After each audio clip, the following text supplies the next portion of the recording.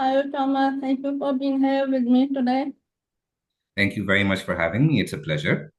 Yeah, I'm very proud to have followed you since my undergraduate, and I'm really glad you are in a PhD program at the University of Cambridge. For this audience, if we are going to be talking about higher education a bit, could you speak about how your experience has been, like the totality of it, away from the website and the type of material? With You want me to start from the US experience or from the just focusing on the Gates Cambridge experience? Sorry. Get your Cambridge experience so far. So it's been well. One thing I would advise is that if you're going to do a PhD, then ideally your kids should be 2 years old before you start, because or you should have lots of relatives around you for support, because otherwise it gets very hectic. But alhamdulillah, we managed it. But my son was 7 months old when we shifted and to a new city without any relatives, and um, just figuring it all out. So it was really hectic in the beginning. And, when you do a master's program and you're in a very different phase of life, you're like, oh, okay, I can hang out with people late night. I can, improvise plans and this and that. And there's going to be structured coursework, and that's going to keep me on a routine, and that's going to help me make friends and things like that. Um, Cambridge is very different in the sense that there are lots of opportunities to socialize, but the nature of them is very different from the US system. So I've had a great experience. Firstly, I've been able to do this program because of the full funding provided by the Gates Cambridge Scholarship, which allows me funding for family support as well, alhamdulillah. Otherwise, the UK is very expensive. Secondly, it has also given me funds to be able to travel to conferences and to be able to do initiatives and events. In this sense, a bit like the Fulbright program. Um, Now, the experience itself of being at Cambridge has been amazing. I have a supervisor. She is an expert in decolonizing science education. Uh, And I have an additional supervisor. So there's two people who are basically overseeing my progress. And she is an expert in Islamic education. So they work really well together. And it's very DIY, do it yourself. Like, it's like they will tell you, okay, let us co-create a target over the next 2 weeks. And, so the idea is by the end of the first year, you should have a research proposal. oh, And you should be able to defend that research proposal in front of an external committee. So for the first year, that's what you're doing, in addition to attending conferences and studying literature you think is helpful. It's not like the US program where you are going to take 2 years of coursework structured. None of that. You're completely on your own. You are welcome to audit any course you like. You're welcome to study anything you like, you think is helpful. You're welcome to reach out to any professor you want to, but there is no like core coursework you need to take. yeah. And I had never studied research methods before, because when I was doing my master's, Yeah. um, I was not expecting to do a PhD. I had a change of heart 6 years afterwards. And they said, not a problem. You can self learn. What's the issue? So I was just like, okay, does that mean I have to take a course? And they're like, you can if you want to, or you can self read it up. And I'm like, huh? Very different from the US context.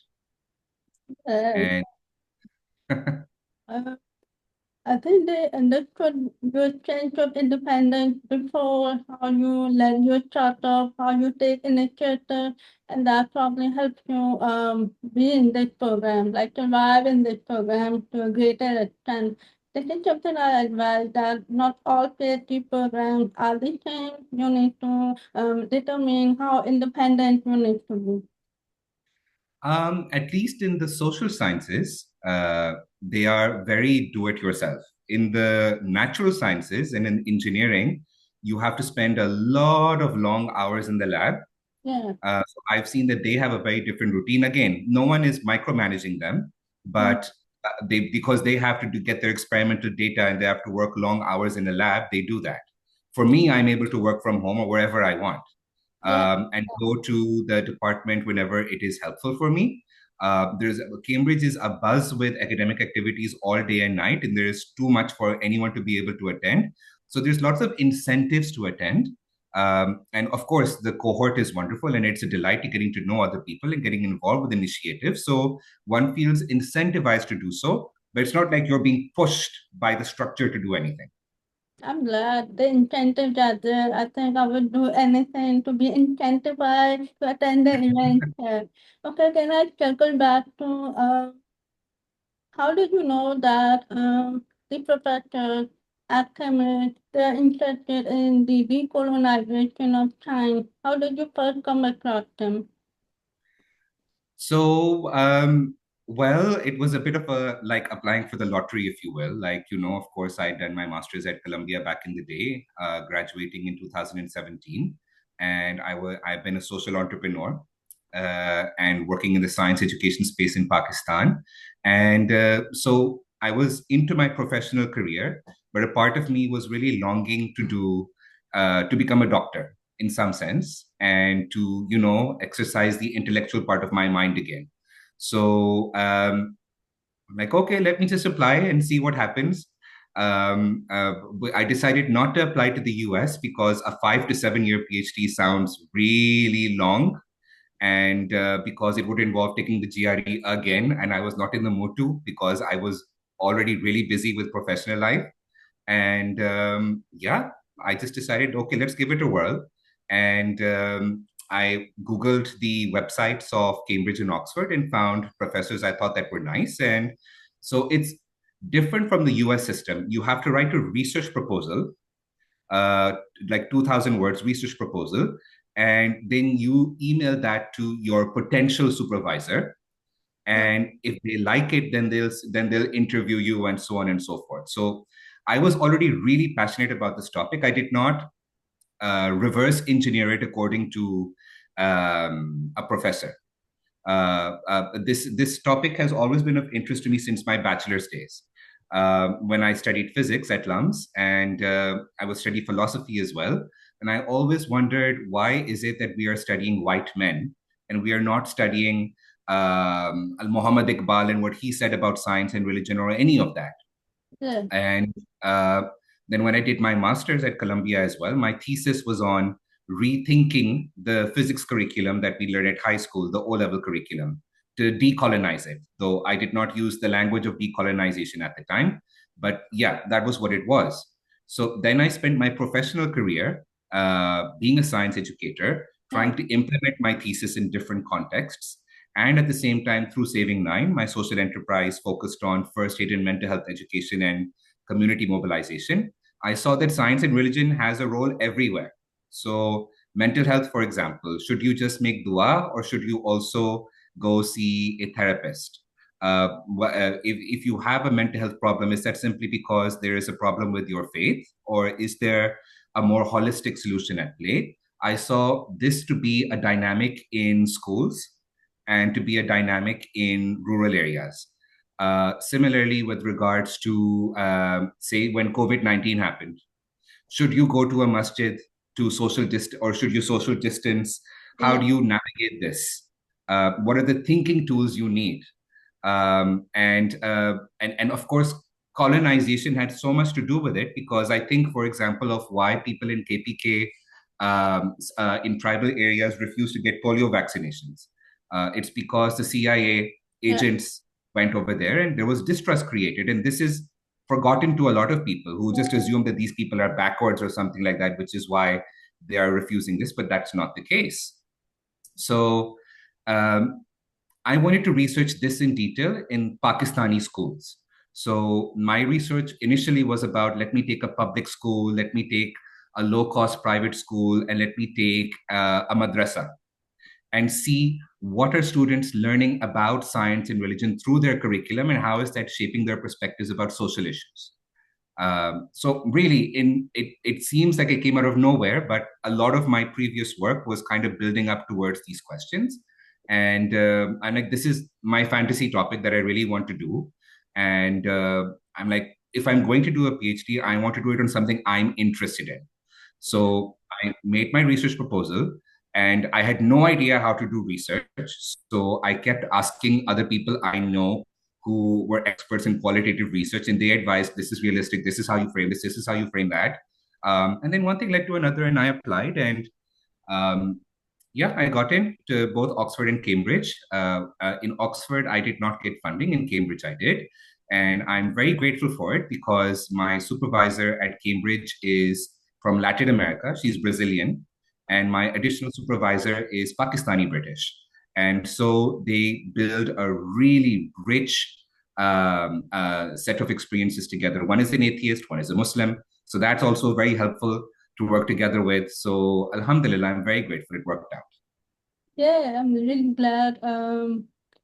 Something that you have been very keen on exploring further and having that literature as your backup and being in that space where you can be vocal about the topic and bring examples from your own professional life. Have you been able to kind of talk among Pakistani community what high school curriculum should be focusing on, especially religion and time? Any luck here? Penetrating the ecosystem? Yes, actually. I think sitting in a prestigious university makes people take you seriously. It is a truth of reality. The other thing is that there is an appetite for it within Pakistani schools. There's always this worry that if we bring in religion, then will there be a sense of extremism? Will this create animosity? We're already in such a sensitive political environment. Um, but there is an appetite for it. I have done talks with schools in Pakistan, private schools, etc., and they were very excited about it. They were interested in further implementing this. I'm also organizing academic conferences in Pakistan in July, in collaboration with my university resources here. So that again shows that there is interest in the academic space in Pakistan and in the education space in Pakistan. But it's going to take a long time to really build a consensus and understanding that this is important in the wider community and work towards it. I was part of the single national curriculum team in Pakistan. I oversaw the development of physics, chemistry, biology, and math curricula at the secondary schooling level. And I know what that process was. I would pitch, okay, let's add, for example, some philosophy, some history into the science curriculum and the math curriculum. And the teachers would say on the ground that, what is this? This has no place in the curriculum. Yeah. And so it's a democratic process. You take and you give. And what helps move things forward is having a pitch and a consensus. And like just nowadays, you see there is such an obsession with let us teach about STEM. Let us bring in the robots. Let us bring in the coding. Everyone is talking about it. So there needs to be some way to create buzz. There needs to be some way to really make this something that people can have common sense conversations about over dinner parties, not just academics talking with vague language. Um, so yeah, there's a lot of work to be done, but I think there is readiness for people to do it when they get down to it. Yeah. Okay, I would like to add something here. Um, Decolonization, I think fortunately the Generation G is very aware about how every subject or discipline is colonized, not because of the British only, but generally it's colonized, and they're moving to away from they're trying to decolonize how we think about law, human rights, or how we approach education, especially that you can just kind of have the perspective that if you want to be a decolonized professional, you can have Mm. conversation about it. And the fact that we are having conversation is kind of enough for me because I know an engineer who said our curriculum is very colonized. How about adding that multidisciplinary perspective? Because I know, Mm. if they want to shift to a creative content writer or anything, they want to talk about it, then having that adjacent opinion is really helpful for them. Absolutely. I feel that universities like using the word decolonization because it gives them good PR. Yeah. And they say, oh, we're decolonizing the curriculum or we're adding this, this, this. But a lot of it is just like very, like cosmetic things. I mean, if you cannot talk openly about Palestine, and the genocide happening in your university and in your surroundings, that is one way to tell whether decolonization is actually something we are talking about or not.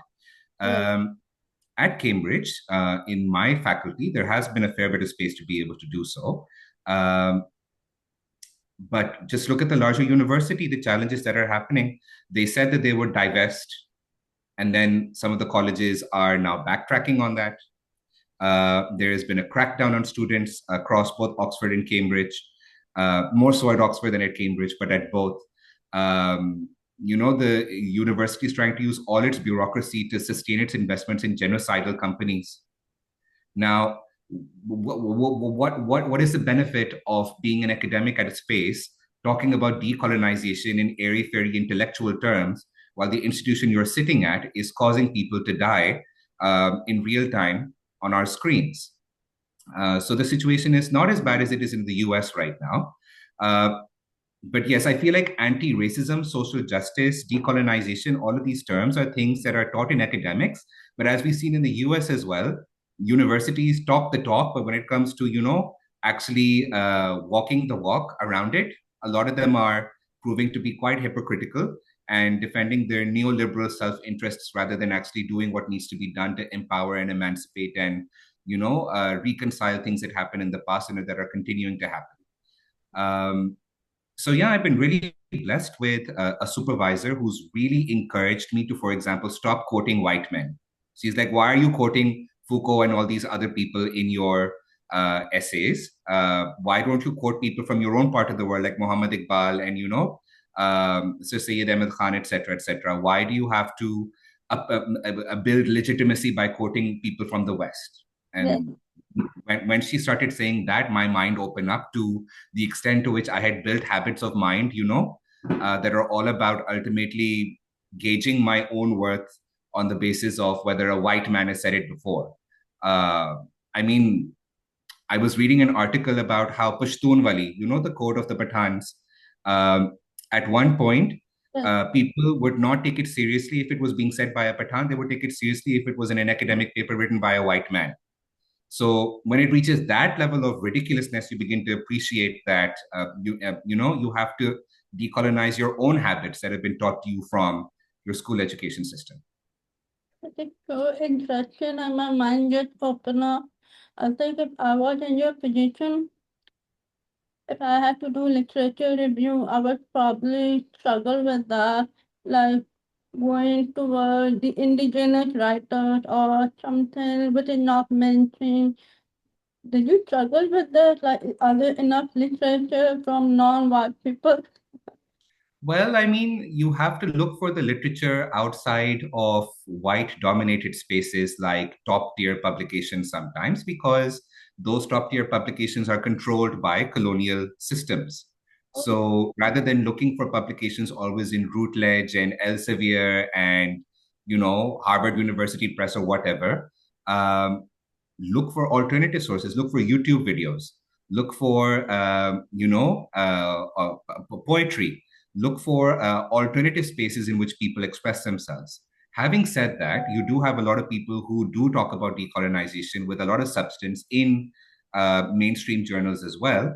But the whole idea is, why are we assuming that the worth of an idea is only there if it's published in a top tier Western journal? That defeats the whole point of bringing in voices who have been suppressed across the world systematically. So in my own work, what has that meant? It has meant that asking questions like, where are the Muslim women who did science in the past? Why do we not study about them? Okay, currently there is very little academic literature in Western journals that talks about Muslim scientists in the past. But then you go down that rabbit hole and you appreciate that a lot of our own history is lost to us, and it is stuck in museums and archives because Muslim countries have been, focusing on very economic, existential situations over the last century. They've had no time to invest within re-researching their own histories. And then you begin to appreciate that would women within the Muslim world before colonialism have published and produced articles and things in the same way that their men would have? It's an assumption, but it's not always true. Maybe they had informal oral spaces in which they were doing their intellectual research. Maybe some of them published on the names of their fathers rather than through their own names as a sense of cultural modesty.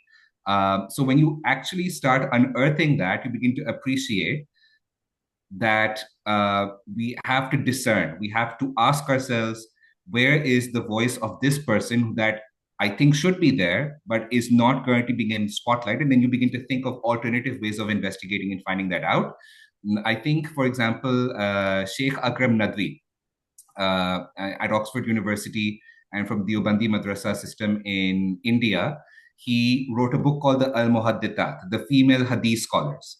And he looked at the traditional Hadith sources and he found, I think, he wrote like an over 50-part encyclopedia on the biographies of her female Hadith scholars. And he found from the traditional Islamic sources, not anything hi-fi revisionist, from the very traditional Islamic sources themselves, accounts of women who have made huge pilgrimages for the sake of knowledge and so on and so forth, and their intellectual worth in what they did and how they were well regarded and how they contributed to these fields.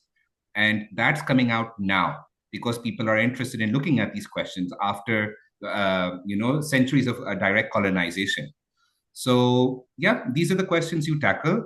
But when I bring this up in academic circles today, people still say, "Oh, you're trying to revise the past in order to make everything rosy. Women have always been oppressed in Islamic societies and this and that." I'm like, no, that's your Islamophobic bias that you have learned, and that has never been the case. So yeah, that gives an example. Yeah, and I think there's this aspect of like all the archives are there, but there might be like physical archives, maybe left on the digital front, and then you have to go and translate, maybe find a translator because they might be in Persian, Arabic, or any other language. There's this whole layer to it. There are so many rich texts out there that have never been translated into English and that have not been digitized as yet, in Arabic, in Malay, in Bahasa, in so many different languages that were spoken in the Muslim world. And because we all study in Western education systems today, we don't have access to them anymore. So there is a lot to be learned from the past, and that's what my work is about. And yeah, I would just say that for anyone interested in a PhD, definitely consider it. In the UK, I think it has been very good if you know what you want to do. And you want to ideally get done with it sooner rather than later, 3 to 4 years rather than 5 to 7 years. Definitely, if you want to bring your family along, it would be prudent to start when your children are at least 2 years old. Or if you have extended family within the same city, then by all means go for it. Yeah, definitely. Good, Tama. I think we can go on all night. Of course, we can talk about all this, but I have a very quick question for you. Because I have been doing this lot of helping community here in Pakistan and generally in underprivileged communities, that if you have been building your education in one field, but now you are like interested in doing something else, but not like jumping into it. But I think I saw a workshop you did that you were trying to get them to think how you can backlift yourself. You know, backlifting is like you fill in the gap and then get ready to pivot there. How was your workshop and why did you want to do that? I have always hated being put into a box. And I think that's something a lot of people resonate with today. Like I am not just someone who studies science. I am not just someone who is a social entrepreneur, this and that. And I don't think anyone should be put into a box. And that historically has never been the way knowledge has been done. So I think a lot of people have this idea that you need to stick with one job and that is going to be the career for the rest of your life. And that is a myth. It's very, so you have, especially in the 21st century, you have the ability to say you have transferable skills. So if, for example, I did a degree in English literature and now I want to do data science, you can. Because, for example, you would be surprised to find that there are links between data science and English literature, because English literature gives you qualitative data analysis skills, semantic analysis skills, and that is a really significant part of data science. And now even these big companies in the Silicon Valley, they hire liberal arts majors because they understand the human aspect of things. And when you have a tech enthusiastic team that is busy with their coding but doesn't really know about the societal, like empathy building, that kind of thing, academically, it makes a huge difference. Um, if you studied philosophy, you can jump into AI. There's a lot of demand for people who look into ethics right now and can write ethical documents, because it's a big thing right now, AI and ethics. Huge market demand for these things, even within Pakistan. So it's a matter, getting a job is all about networking and showing that you have the right ability to learn and that you have some basic relevant background.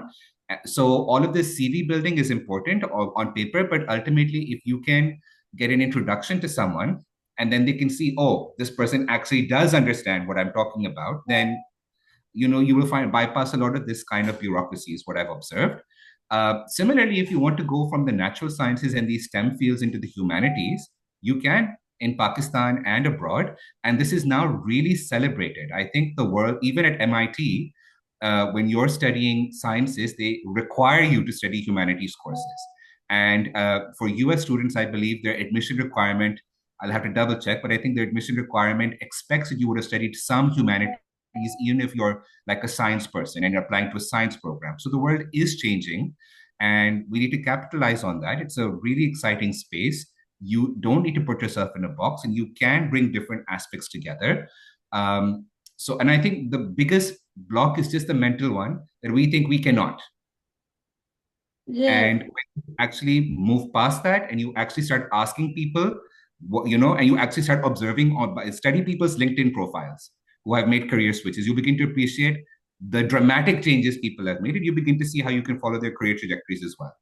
yes. I think you just need to be brave and take the first step to do that. And it does take courage and general parental attitude here. You have to fight it off, especially if you are a male member where everyone depends on you. It depends a lot of factors here, but it's very much doable and it needs to be done. Otherwise, we would be like struggling with expanding our knowledge, especially in this age and time.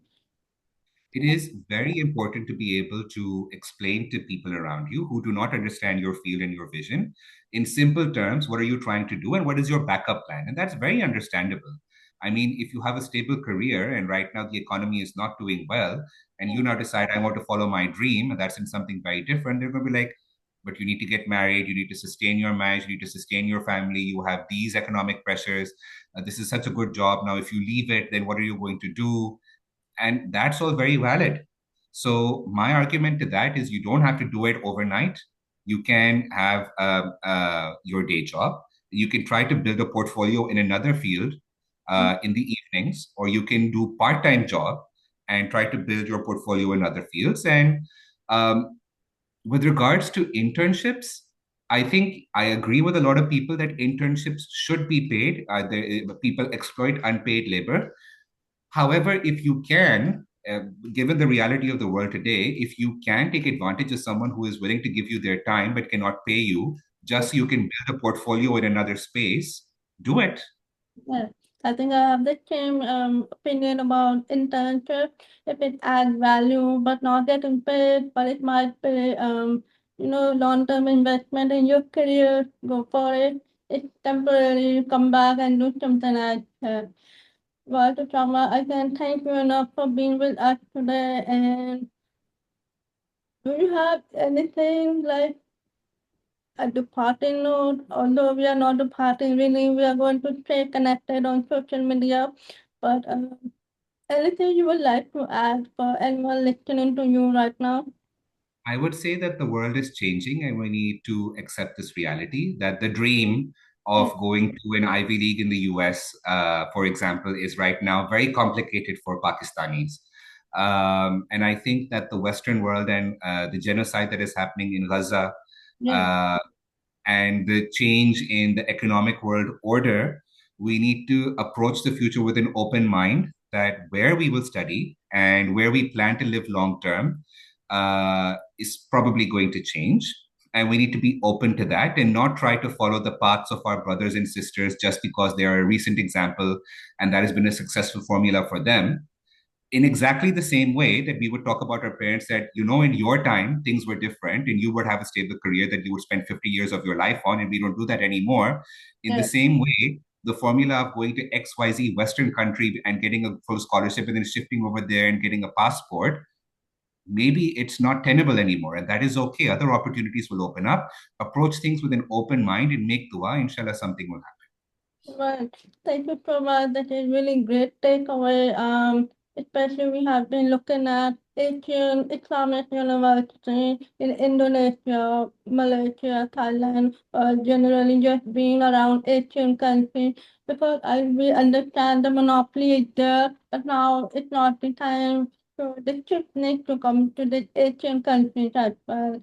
And I have even found an Islamic university in Japan, and if you look very closely, Japanese Muslim communities have a rich history. They are a minority, but they have a very rich history there.